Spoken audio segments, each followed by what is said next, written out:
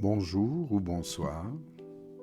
Aujourd'hui, la méditation est comment calmer la voix du mental. Et pour le comprendre, installez-vous maintenant dans la position de la méditation. Trouvez le calme, la sérénité en vous. Pensez à détendre le corps, chacun de vos muscles, de ressentir votre corps en présence. Cette douce sensation de bien-être doit être très agréable. Et ouvrez votre cœur. Qu'est-ce qui s'est passé à travers l'évolution progressive de la pensée ? C'est que maintenant, les humains ont tendance à trop penser. Et il y a beaucoup de pensées, non seulement inutiles, qui génèrent des problèmes inutiles. Et dans de nombreux cas inexistants, comme lorsque vous restez éveillé la nuit au lit et commencez à vous inquiéter de quelque chose. Cela génère beaucoup de mal-être inutiles et trouble votre sommeil. Ainsi, les gens ne se rendent pas compte qu'une partie importante du malheur dans leur vie est en fait générée par une activité mentale inutilement négative, et même souvent destructrice. Et ils ne le savent même pas, ils n'en prennent pas conscience. Car la pleine conscience, c'est d'abord découvrir le simple fait qu'il y a une petite voix dans votre tête qui commente continuellement votre vie ou tout ce qui se passe autour de vous. C'est une sorte de monologue intérieur et tout le monde sait que c'est le monologue intérieur. C'est le fait de se parler à soi-même. Parfois, vous vous parlez à la première personne, avec le je. Certaines personnes se parlent à la deuxième personne, en disant tu. Vous pouvez donc vous énerver contre vous-même et ensuite vous dites que vous n'auriez pas dû faire cela. Et puis vous avez une autre pensée qui dit oui, mais je n'ai pas pu m'en empêcher. Et vous pourriez même avoir une troisième petite voix qui dit « Pourquoi est-ce que je ne peux pas sortir de mon auto-persuasion ?» C'est aussi le monologue intérieur et votre ego. Mais c'est un incroyable système. La première chose que j'appelle le premier éveil, l'éveil spirituel, est quelque chose de très basique et quelque chose de très simple à mettre en place.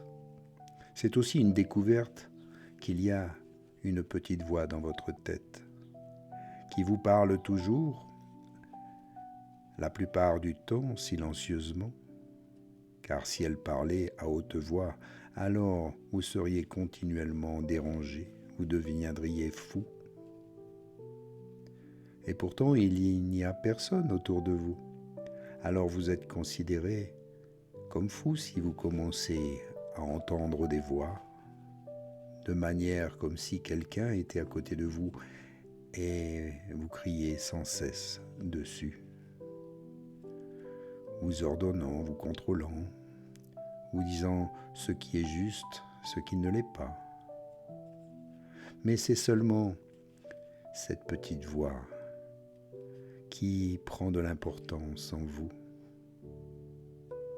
La plupart des gens ont ça dans la tête et pourtant ils ne sont pas considérés comme fous. C'est même considéré comme normal. Mais il n'y a pas une si grande différence entre les deux, car un mental trop puissant peut mener à la folie. Et parfois, quand vous les écoutez, toutes ces voix, il peut y avoir un homme qui marche dans la rue en marmonnant. Vous le voyez et vous dites « Oh, celui-ci, il est vraiment fou ». Et il se peut que vous fassiez la même chose de manière plus silencieuse. Vous ne le faites tout simplement pas à haute voix, car c'est dans votre tête. Pourquoi ne l'ai-je pas fait? J'aurais dû dire ça. Pourquoi n'ai-je pas dit ça ou ceci? La prochaine fois que cette personne le fera, je saurai exactement ce que je vais répondre. Et tous ces monologues sont dans votre tête. Et ça continue encore et encore. Vous restez éveillé même la nuit et commencez à vous inquiéter. Vous vous réveillez même et dites « Oh mon Dieu, que se passe-t-il ou que va-t-il se passer? Et si ça ne marche pas? Et si ça tourne mal? Et s'il faisait ceci ou cela ?»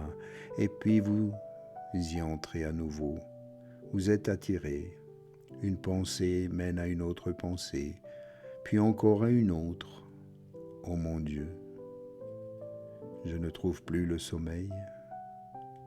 Et puis le corps ne peut pas faire la distinction entre une réalité réelle et un événement qui se passe dans la vraie vie. Ce que votre mental dit aussi. Ainsi, lorsque vous avez des pensées effrayantes, le corps réagit aussi à chaque pensée effrayante. Et pour lui, c'est une émotion. Le corps réagit avec une émotion.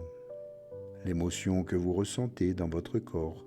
Le corps ne peut pas faire la distinction entre un événement réel et un rêve ou une pensée qui vous traverse. Donc, quand vous pensez à des pensées négatives, effrayantes, les émotions que vous ressentez sont des émotions qui vous disent « Oh, je suis en danger ». Il y a un danger réel ici puisque je le ressens dans mon corps.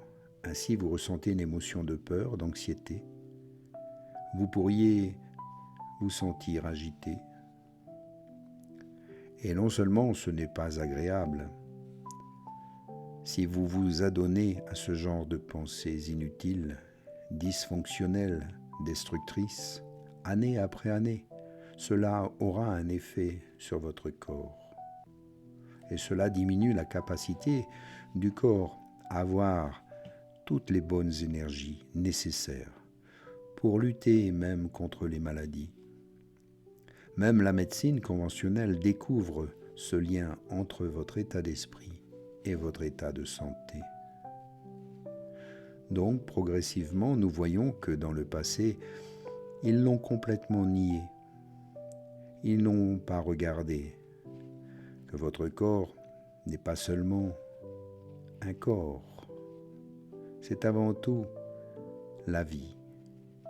Et votre corps est émotionnel. Ils n'ont pas seulement regardé la totalité du corps, même à l'intérieur de ce corps. Ils ont juste regardé un symptôme particulier. Qu'est-ce qui ne va pas avec cet organe en particulier, sans rechercher ni la cause ni l'origine? Et vous avez bien sûr confiance dans la médecine conventionnelle, car vous avez des spécialistes. Moi, je suis un spécialiste pour le foie, et moi pour le cancer, un spécialiste de ceci, de cela. Non seulement ne pas prendre en compte la totalité du corps, mais surtout de ne pas prendre en compte la totalité de la personne, qui inclut, lui, le corps physique et le corps mental. Il est donc d'une importance vitale de découvrir, tout d'abord, qu'il y a cette petite voix dans votre tête qui se livre à l'auto-persuasion. La plupart du temps, et pour beaucoup de gens, ce qui est assez intéressant, ce monologue intérieur, pour beaucoup de ces personnes, n'est pas toujours négatif. Mais pour la plupart, c'est souvent très négatif, beaucoup plus que positif. Un événement agréable qui s'est passé hier, une belle chose, alors vous êtes emprunt à le revivre par les pensées. Une belle réunion où vous êtes sortis dans la nature et vous avez assisté à un magnifique coucher de soleil. tout cela réjouit votre esprit, votre corps. Et bien sûr, vous pouvez vous en souvenir. Aujourd'hui, demain et encore plus tard. Pensez, oh, c'était un magnifique coucher de soleil. Nous avons eu une belle conversation hier. Mais vous ne pouvez pas en faire autant en pensant à un bel événement. Car bien souvent, c'est ce qui vous a troublé, dérangé. Ce sont là les choses auxquelles vous ruminez et vous pensez le plus souvent. Pas ce qui s'est bien passé, mais ce qui s'est mal passé. Le mental, quand il y a quelque chose de négatif qui s'est passé hier, par exemple, quelqu'un vous a offensé ou ne vous a pas accordé suffisamment d'attention, et cette attention dont vous avez besoin, celle que vous attendiez de lui, alors vous pouvez commencer à penser « Oh mon Dieu, ce qu'il a fait, il est vraiment pas gentil. La prochaine fois qu'il fera ça, je vais lui dire ceci, ou il devrait vraiment le faire. C'est insupportable. Pourquoi ne le fait-il pas ?» Et vous allez commencer à cogiter sur toutes ces choses. Vous pouvez continuer longtemps à vous attarder sur quelque chose de négatif, bien plus longtemps que vous vous attardez sur quelque chose de positif. C'est dans l'ordre des choses qu'un événement apparemment négatif fournisse beaucoup plus de nourriture pour une activité mentale inutile qu'un événement positif. Et ceci est dans la vie de beaucoup de gens. Alors prenez-en conscience, renversez la vapeur, changez votre mode de pensée. Réjouissez des belles choses et repensez-y le plus souvent. Accordez plus d'attention à tout ce qui est bon pour vous et évitez de penser inutilement aux choses qui vous ont troublé ou blessé. Prenez-en conscience ici maintenant et à bientôt. Namasté.